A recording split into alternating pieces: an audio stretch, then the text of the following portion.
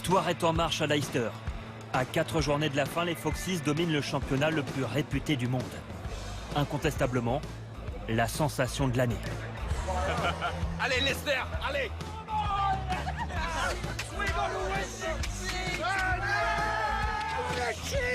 What a cheat, Leicester! Bring on Barcelona, bring on Real Madrid, we'll all have them!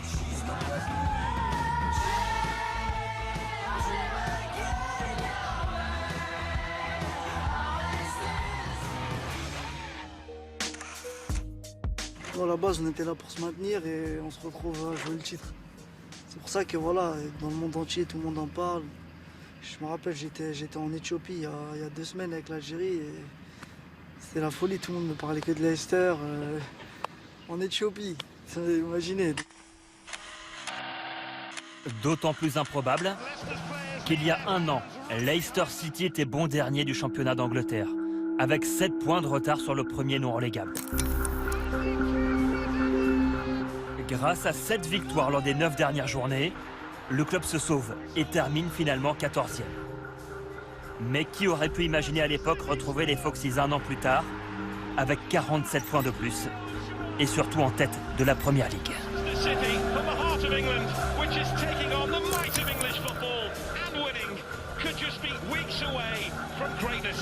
Leicester City top the Barclays Premier League table.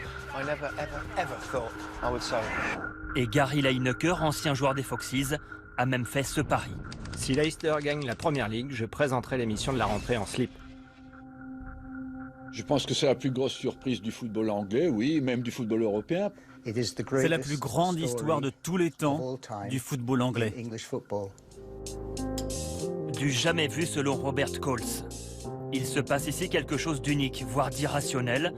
Une victoire sur le foot business. Il y aura des livres, des émissions. Il y aura peut-être même un film à Hollywood. J'ai entendu que certains préparaient un scénario sur la vie de Jamie Vardy. Jamie Vardy, la preuve vivante que tous les rêves sont permis. Il y a 5 ans, l'Anglais travaillait à l'usine et jouait en 5e division. Il est aujourd'hui le meilleur buteur du championnat. Riyad Mahrez a connu lui aussi un parcours atypique. Passé par Sarcelles, Quimper et Le Havre, l'Algérien est en passe d'être élu meilleur joueur de l'année. De la fraîcheur et beaucoup d'insouciance, à l'image également du Français N'Golo Kanté. On n'est pas forcément les meilleurs, mais je pense sur certains matchs, c'est l'état d'esprit qui a fait la différence, qui nous a permis d'aller chercher la victoire. J'ai jamais joué, j'ai jamais vu une équipe autant solidaire comme ça. Personne ne se prend la tête, on est tout le temps en train de rigoler. Même jour de match, voilà, musique, il n'y a pas de pression particulière. Je pense que c'est ça qui fait notre force depuis le début de l'année.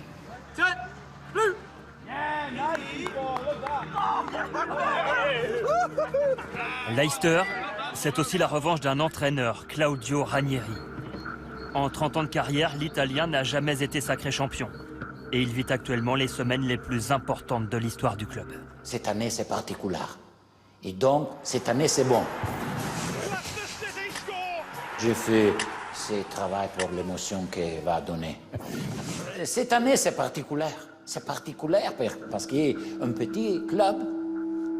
Peut-être il va faire l'histoire. Faut aller chercher ce championnat. Tu veux arriver à 80 points. Merci beaucoup. Au revoir. Le dénouement est proche. Et si Leicester est champion, le maire de la ville veut même renommer certaines rues au nom des joueurs. En attendant la rue Claudio Ranieri, voici un autre hommage à l'Italien. Voilà, c'est la saucisse Ranieri. J'ai fait ça et 2 jours après, tout le monde m'en demandait. C'est complètement dingue. Pourrais-je avoir 6 saucisses, s'il vous plaît? Un véritable succès. On vend ici 10 kilos de saucisses Ranieri par jour. Ah, c'est très bon pour le business, pourvu que ça dure. C'est la première fois que j'en achète.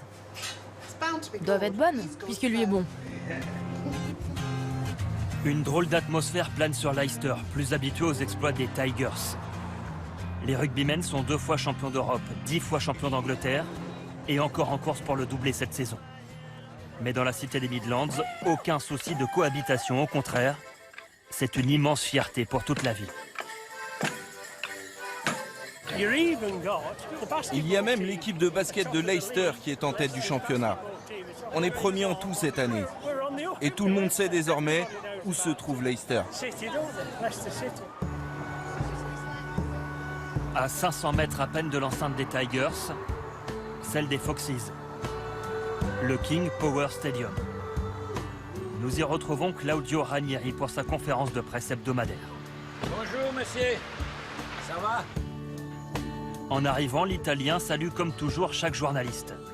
Et ils sont de plus en plus nombreux au fil de la saison à s'intéresser aux exploits de Leicester. Vous saluez tous les journalistes en Angleterre aussi? Oui, tous les jours.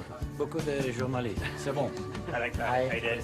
Le club reçoit désormais des demandes d'interview du Brésil, des États-Unis, de Malaisie, bref, du monde entier. Cette histoire fascine la Terre entière. Au journal, on reçoit des coups de fil de partout. Des radios, des magazines américains, canadiens, australiens, néo-zélandais, de toute l'Europe et même du Japon. Tout le monde adore cette histoire. C'est David contre Goliath, un scénario à la Rocky. Et ce journaliste est en train d'écrire un livre sur cette incroyable histoire. Son titre, 5000 contre 1. 5000 contre 1 comme la cote de Leicester champion en début de saison. Les bookmakers n'ont jamais vu un tel scénario. Ils sont 46 à avoir misé il y a 9 mois sur les Foxes remportant la Première Ligue. Sur les 46, 22 peuvent encore gagner. Pour une mise de 25 €, ils peuvent en remporter 124 000.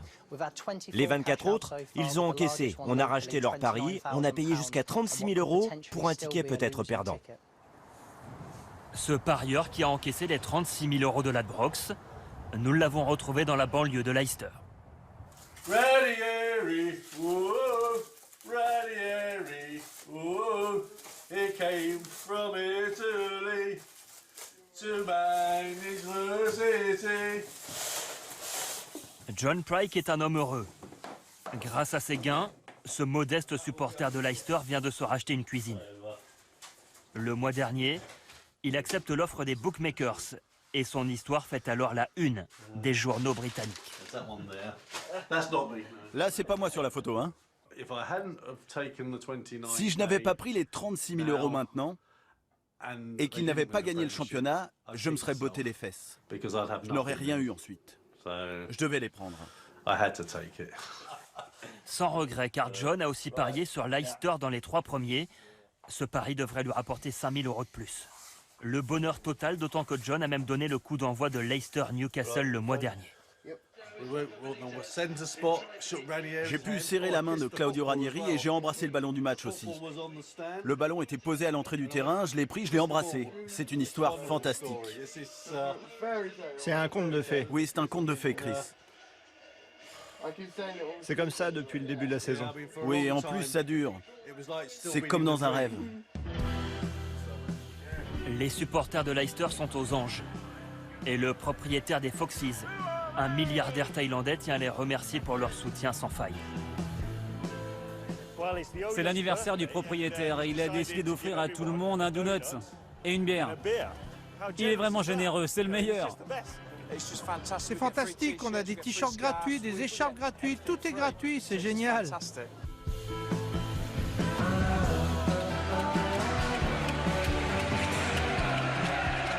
Aujourd'hui, c'est West Ham qui débarque au King Power Stadium. Dès la 18e minute, les Foxes ouvrent le score. N'Golo Kanté trouve Jamie Vardy, 22e but de la saison pour l'Anglais. Vardy, pourtant malheureux quelques minutes plus tard, expulsé après cette simulation. Réduit à 10, Leicester va craquer à 2 reprises.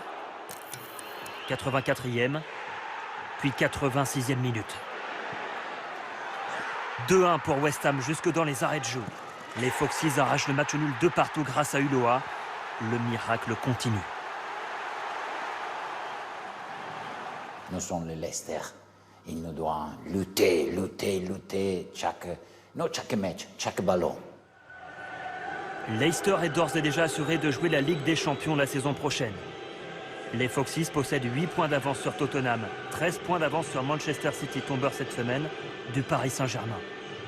La preuve donc que l'on peut gagner autrement et que l'argent ne fait pas tout dans le football.